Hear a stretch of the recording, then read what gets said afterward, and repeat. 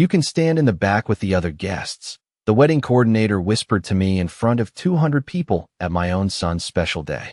My hands tightened around the cream-colored invitation as the violin quartet continued playing somewhere behind us. For a moment, I honestly thought she had mistaken me for someone else. "I'm Ryan Carter's mother," I said quietly, trying not to draw attention. The young woman's smile faltered for only a second before she glanced down at the tablet in her hands again. "I'm sorry, ma'am, but the front row is reserved for immediate family only." Immediate family. The words settled into my chest like cold rain. Around us, guests in expensive black tuxedos and satin dresses moved through the grand ballroom overlooking Central Park. Crystal chandeliers reflected soft golden light across polished marble floors, and waiters carried trays of champagne between tables covered in white roses. It should have been beautiful.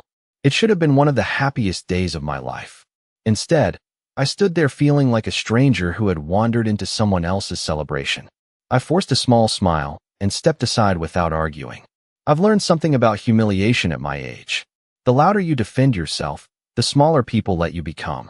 So I adjusted my white gloves carefully and walked toward the back row while pretending not to notice the curious glances following me. My name is Evelyn Carter. I'm 68 years old, and until that afternoon in Manhattan, I believed there was nothing a mother could sacrifice for her child that love wouldn't eventually make worthwhile. 3 weeks earlier, the invitation had arrived at my townhouse on the Upper East Side in a thick ivory envelope embossed with silver lettering. I remember standing by the kitchen counter with my reading glasses slipping down my nose as I opened it carefully. "Ryan Carter and Nicole Bennett request the pleasure of your presence." Not mother of the groom.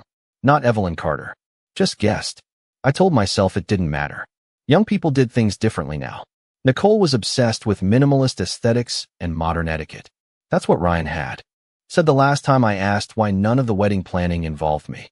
"Nicole already has everything handled, Mom," he'd explained over the phone in that distracted voice he used whenever she was nearby.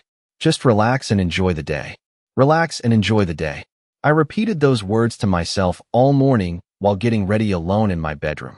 I wore the navy blue silk dress my late husband always loved, the one he once said made my eyes look younger.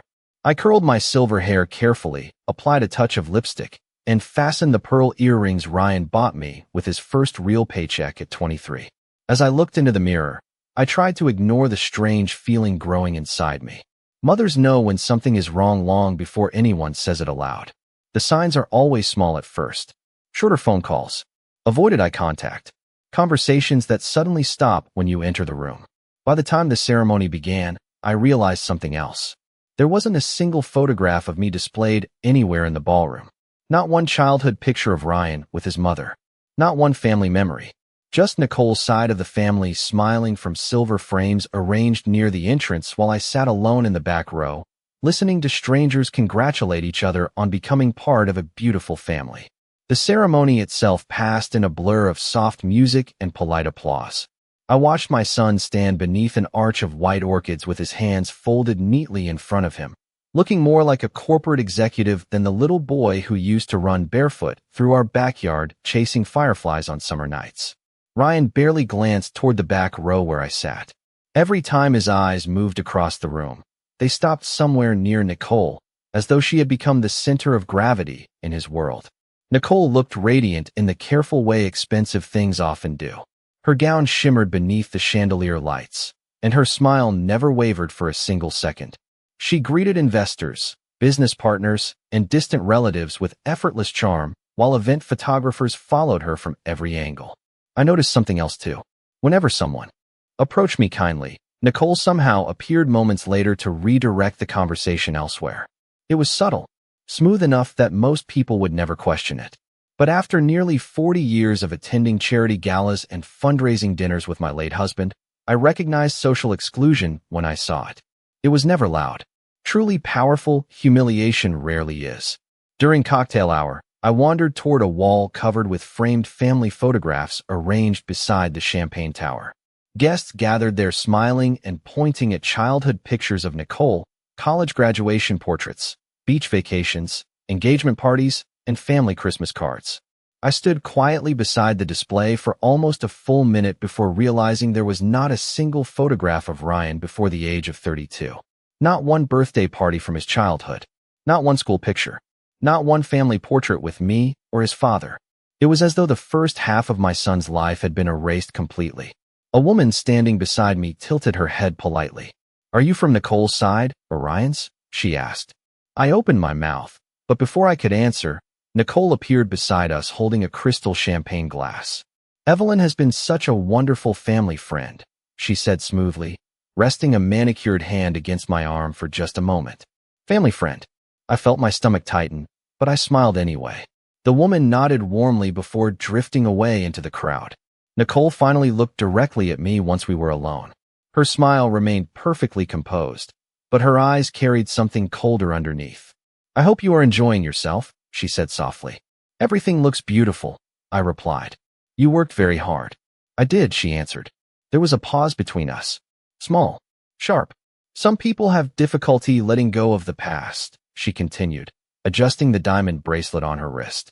"But Ryan deserves a fresh start." Fresh start. I repeated the words silently while staring at the reflection of ballroom lights trembling inside my untouched champagne glass. Then Nicole smiled once more and disappeared back into the crowd, leaving behind only the faint scent of expensive perfume and the growing realization that none of this had happened by accident. Dinner was served on the rooftop terrace just after sunset. From where I sat, I could see the Manhattan skyline glowing against the darkening sky while candles flickered inside tall glass cylinders along the tables. The city looked endless from up there. Beautiful, untouchable. I remember thinking how strange it was that loneliness could exist so easily in a room full of people. A waiter placed a plate in front of me, though no one at my table bothered speaking much after realizing they did not know who I was connected to. Two older couples discussed investment properties in Connecticut, while a younger man beside me spent most of the evening scrolling through his phone beneath the tablecloth. I listened quietly, smiling whenever necessary, pretending not to notice that every important family member had been seated closer to Ryan and Nicole near the center of the terrace. Halfway through dinner, the large screens near the stage suddenly lit up for what the announcer called a family tribute presentation. Soft piano music began playing as photographs appeared one after another across the screens. Nicole as a little girl on a beach in Cape Cod. Nicole at dance recitals. Nicole graduating from college. Then photos of Ryan started appearing beside hers. Engagement pictures. Vacations in Aspen. Holiday parties in the Hamptons. Every image showed the same carefully polished version of their lives together. Perfect smiles. Perfect lighting. Perfect future. I sat very still when the slideshow reached Ryan's childhood years because some part of me still expected to appear eventually. I waded through photographs of his prep school graduation, his first apartment in Boston, his business launch party, even a blurry snapshot of him holding a golden retriever at age 12. But every image that once included me had been cropped, edited, or replaced. It was done skillfully enough that most people would never notice. But mothers always noticed the empty spaces where they used to belong. My fingers rested against the linen napkin in my lap, while applause echoed around the terrace at the end of the presentation. Ryan stood to thank everyone for coming. His voice sounded confident, polished, rehearsed. "Tonight is about new beginnings," he said while wrapping an arm around Nicole's waist. "About building the future we want together. New beginnings. Fresh start." They kept using those words as though family history were something disposable, as though love could simply be reorganized to fit better inside expensive rooms. Then something unexpected happened. An elderly man near the stage approached Ryan with a warm smile and shook his hand firmly before turning toward the audience. "Your father would have been proud tonight," he said loudly enough for nearby tables to hear, "especially knowing how much your mother sacrificed for you both." Silence spread almost immediately. Ryan's smile weakened. Nicole looked down at her champagne glass. And for the first time all evening, several guests turned toward me at once. The man who spoke was named Arthur Langley. He had worked with my late husband for nearly 30 years before retiring to Vermont, and even from across the terrace, I could still recognize the calm authority in his voice. Conversations around the tables faded into uncomfortable silence as he smiled warmly in my direction. "Evelyn practically built that family from nothing," he continued casually, unaware perhaps of how sharp his words sounded in the middle of such a carefully controlled evening. Charles used to say he never would have survived the early years without her. I lowered my eyes toward my untouched plate, while Ryan cleared his throat softly near the stage. Nicole's posture stiffened almost imperceptibly beside him. Then Ryan laughed lightly, the way people do when they want to move past something quickly without appearing rude. "Well," he said, lifting his champagne glass slightly, "we all have people who helped us get where we are. Helped us, not raised us, not sacrificed for us. Helped us." The distinction landed harder than I expected. Arthur seemed confused for a moment before slowly nodding and returning to his seat. The music resumed soon afterward, but something in the atmosphere had shifted. I noticed more guests glancing toward me now. Some smiled politely. Others looked embarrassed on my behalf. Nicole, however, moved through the crowd with even greater confidence than before, laughing softly beside donors and business associates as though nothing unusual had happened at all. That was her greatest talent. She knew how to make exclusion feel elegant. I sat there quietly remembering another rooftop nearly 20 years earlier. Ryan had been 19 then, standing beside me on the tiny balcony of our first apartment after my husband's company nearly collapsed during a terrible financial year. We had sold jewelry, refinanced the house, and canceled vacations just to keep Ryan in college without him ever realizing how close we came to losing everything. I still remember eating canned soup 3 nights in a row while pretending I simply was not hungry. Mothers become experts at disappearing their own suffering. That is part of the job no one talks about. As the evening continued, guests slowly gathered near the dance floor, while photographers captured staged moments beneath strings of hanging lights. I watched Ryan smile for pictures beside people who barely knew him while the seat beside me remained empty. Not once did he walk over to ask if I was comfortable. Not once did he introduce me properly to anyone there. Eventually, I stood and stepped away from the terrace toward a quieter hallway near the ballroom entrance. The noise of laughter softened behind me. My heels echoed gently across the marble floor as I reached a long mirror near the coat check area.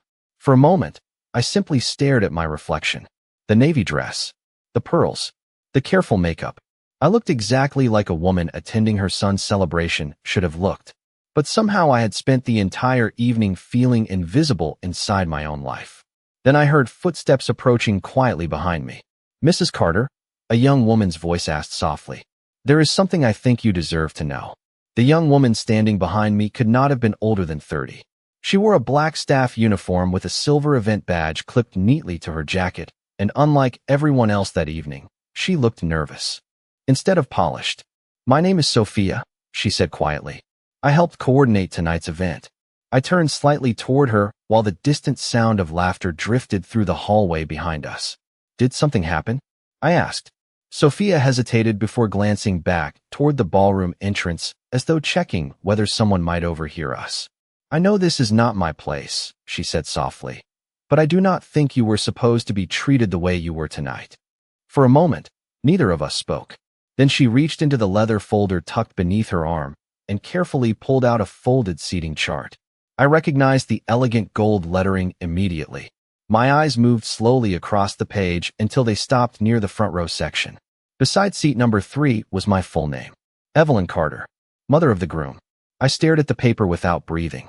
"This was the original arrangement from 3 months ago," Sophia explained.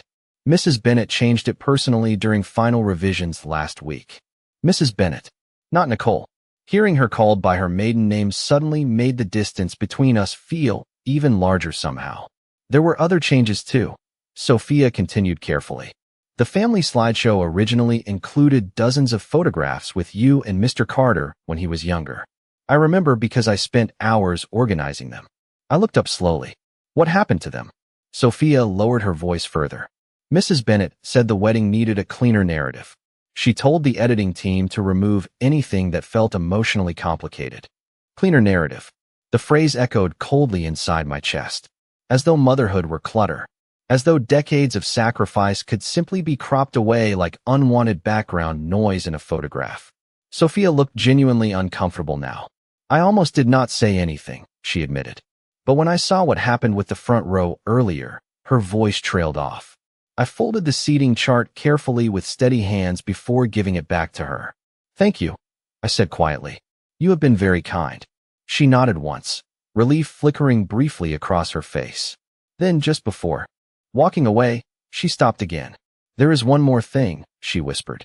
"During rehearsal dinner yesterday, I heard Mrs. Bennet tell someone that tonight was the beginning of Ryan's real family." I do not think she realized I was nearby. After she disappeared down the hallway, I remained standing alone beside the mirror for several minutes. The ballroom music sounded distant now, muffled, unreal. I thought about all the tiny moments leading up to that evening. The unanswered calls, the missing photographs, the invitation addressed like a formality instead of family. None of it had been accidental. None of it had been forgetfulness. It was strategy, careful, elegant, quiet enough to avoid scandal while still making sure I understood exactly where I belonged in their future. Somewhere outside the frame. I left the reception earlier than anyone seemed to notice. Outside, Manhattan shimmered beneath the cold midnight air while black cars lined the curb beside the venue entrance. Couples laughed softly beneath the glow of streetlights, pulling coats tighter against the wind as drivers opened doors for them one by one. I stood there alone for a moment before telling the valet my name. Even then, there was hesitation. He checked the list twice before finally retrieving my car, as though I were an unexpected guest who had wandered into the wrong event. The drive home felt longer than usual. New York at night has a strange way of making people feel both surrounded and invisible at the same time. I watched reflections of traffic lights slide across the windshield while memories kept replaying in my mind with painful clarity. Ryan at 8 years old, falling asleep against my shoulder during long drives home from piano lessons. Ryan at 16, crying quietly in the hospital waiting room when his father underwent heart surgery. Ryan at 24, standing in my kitchen promising me that no matter where life took him, family would always come first. Somewhere along the way, those promises had become decorations people displayed only when convenient. By the time I reached my townhouse on the Upper East Side, it was nearly 1 in the morning. The house greeted me with the same silence it had carried ever since my husband passed away 3 years earlier. I slipped off my heels slowly near the front entrance and walked through dark rooms filled with old photographs, antique clocks, and shelves lined with decades of family history nobody seemed interested in anymore. The dining room still held the silver candle holders from Thanksgiving dinner months ago. The living room still smelled faintly of cedarwood and old books. Some homes do not become empty all at once. They empty gradually, piece by piece, memory by memory. I poured myself a small glass of water in the kitchen before noticing something unusual near the study doorway. One of the cabinet drawers had been left slightly open. At first I assumed I had forgotten to close it earlier in the week, but when I stepped closer, I realized several folders inside had been moved out of order. My husband had been obsessively organized about paperwork. Nothing in that study was ever misplaced accidentally. Slowly, I pulled the drawer open wider and stared at the missing space between 2 document files labeled trust records and estate holdings. Empty. My heartbeat slowed instead of quickened. That surprised me. I think some part of me already understood what I was beginning to discover. Earlier that month, Ryan had offered several times to help sort through old paperwork while discussing ways to simplify my life. At the time, I believed he was worried about me living alone. Now I remembered the way Nicole had wandered quietly through this very room during Sunday dinners, glancing toward locked cabinets and financial folders with polite curiosity hidden behind careful smiles. I stood there in the dim kitchen light for several long seconds before walking toward the old mahogany desk my husband once used every evening after work. Then I unlocked the bottom drawer and reached for the second set of documents they clearly had not known existed. Inside the drawer rested a slim black binder my husband had hidden shortly before he died. I recognized his handwriting immediately on the small label attached to the front. Evelyn only. My fingers lingered against the cover for a moment before I carried it into the study and switched on the desk lamp beside his old leather chair. The room filled with warm amber light, soft enough to make the shadows feel almost alive. I sat down slowly and opened the binder carefully, half expecting to find little more than insurance paperwork or personal notes. Instead, the very first page stopped me cold. The Carter Family Trust. Primary controlling beneficiary, Evelyn Carter. I read the line twice, then a third time. Over the next hour, I turned page after page while the silence of the townhouse settled heavily around me. My husband had structured nearly everything differently than Ryan believed. the townhouse, the investment accounts, the shares connected to the company Ryan now managed. None of it fully transferred after Charles died. Most of it remained protected inside a trust that only I could authorize for future distribution. There were also conditions. Detailed ones. My husband always believed money revealed character faster than hardship ever could. One clause in particular caught my attention. In the event of deliberate family exclusion, coercion, or manipulation involving the primary beneficiary, discretionary control of all trust assets shall remain exclusively with Evelyn Carter until further review by legal counsel. I leaned back slowly in the chair while the clock beside the bookshelf ticked quietly through the darkness. Deliberate family exclusion. The words felt almost painfully precise after everything that had happened that evening. Then I noticed an envelope tucked into the back pocket of the binder. My name was written across the front in my husband's handwriting. Inside was a short letter dated 6 months before his death. Evelyn, if you are reading this, it means something no longer feels right. Ryan has a good heart, but he has always wanted approval too easily from people who mistake ambition for wisdom. Protect yourself first. One day he may finally understand why I arranged things this way. I closed my eyes briefly after finishing the letter. Charles had seen something coming long before I did. That realization hurt more than I expected. There is a particular kind of grief that arrives when you discover the person who loved you most understood dangers you refused to see yourself. Just after 2 in the morning, my phone vibrated quietly across the desk. Ryan's name appeared on the screen. I stared at it for several seconds before answering.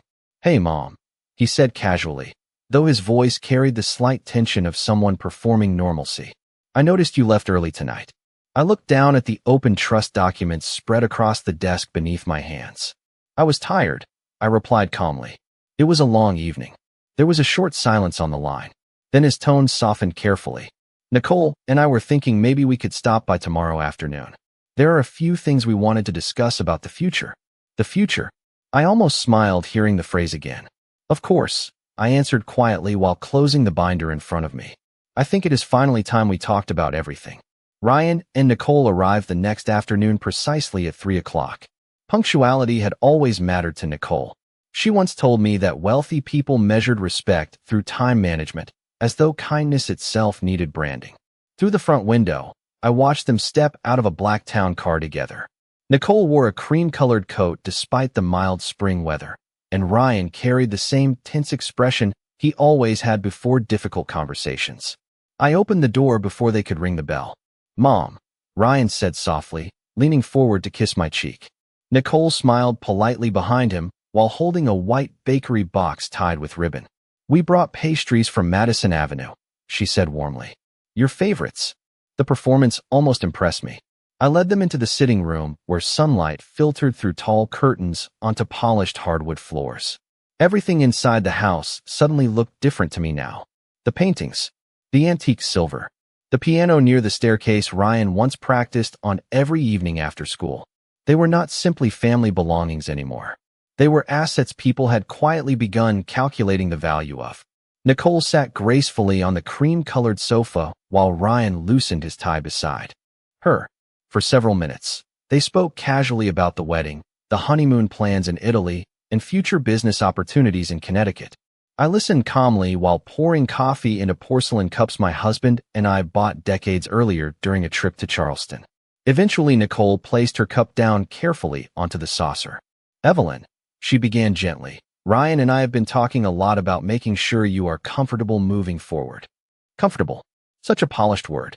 "You have this beautiful house," she continued with a sympathetic smile, "but it must feel overwhelming managing all of it alone." Ryan nodded quickly beside her. "We just worry about you, Mom." I folded my hands quietly in my lap. "That is thoughtful," I replied. Nicole leaned slightly closer now, lowering her voice into something softer and almost intimate.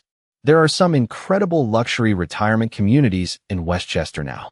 Private gardens, concierge services, wellness programs. You would not have the stress of maintaining such a large property anymore." There was at last, not grief, not concern, transition, repositioning. The careful relocation of the inconvenient mother from the center of the family narrative to somewhere quieter and easier to manage. Ryan finally spoke again. "Selling this place could simplify things for everyone." For everyone. I noticed he could not quite meet my eyes while saying it. I stood slowly without responding and walked toward the study doorway instead. Behind me, the room fell silent except for the faint ticking of the grandfather clock near the staircase. A moment later, I returned carrying the black leather binder beneath one arm. Nicole's smile faded almost instantly when she saw it. She recognized importance before details. People like Nicole always do. I placed the binder carefully onto the coffee table between us. Before we discuss my future, I said calmly, there is something both of you should finally understand about your father's estate. Ryan stared at the binder as though it contained a language he suddenly no longer understood. Nicole, however, became very still. People who spend their lives chasing influence always recognize the sound of control shifting away from them. I opened the binder slowly and placed several documents onto the coffee table between us. Trust agreements, asset summaries, legal signatures bearing my husband's name in dark blue ink. The room remained silent except for the faint hum of traffic drifting through the windows from Park Avenue below. Your father established the Carter family trust before he died, I explained calmly. Most of the estate was never transferred directly after his passing. Ryan frowned immediately. That is not possible. I took over the company's shares years ago. You manage them, I corrected gently. You do not own them. Nicole's expression tightened almost imperceptibly. I continued before either of them could interrupt. Your father believed family wealth should remain protected from outside pressure, manipulation, or emotional coercion, especially during periods of major family transition.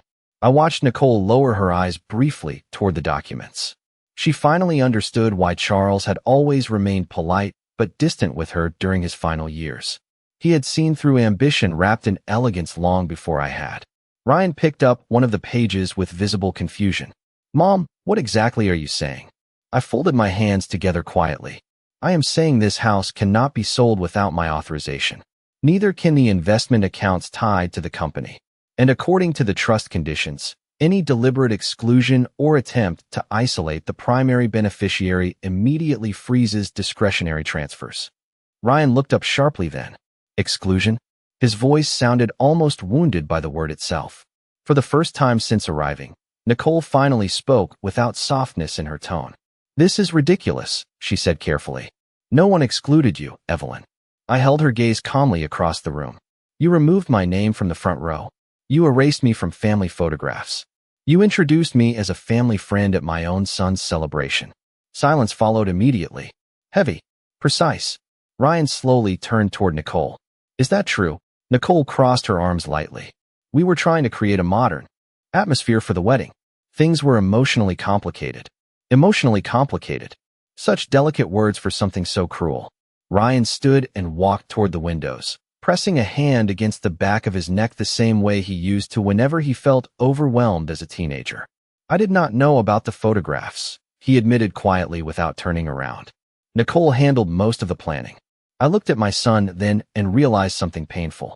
He had not become heartless. He had simply become passive. And passive people often allow the worst things to happen because confrontation feels less comfortable than silence. After several long moments, I closed the binder gently. I am not interested in revenge, I said softly. But I will not spend the rest of my life apologizing for existing inside my own family. No one answered. Outside the windows, late afternoon sunlight stretched across Manhattan in long golden reflections. Ryan remained facing the glass in complete silence while Nicole stared down at the trust documents scattered across the table between us like pieces of a future she no longer controlled. And for the first time in many years, I no longer felt invisible inside my own home.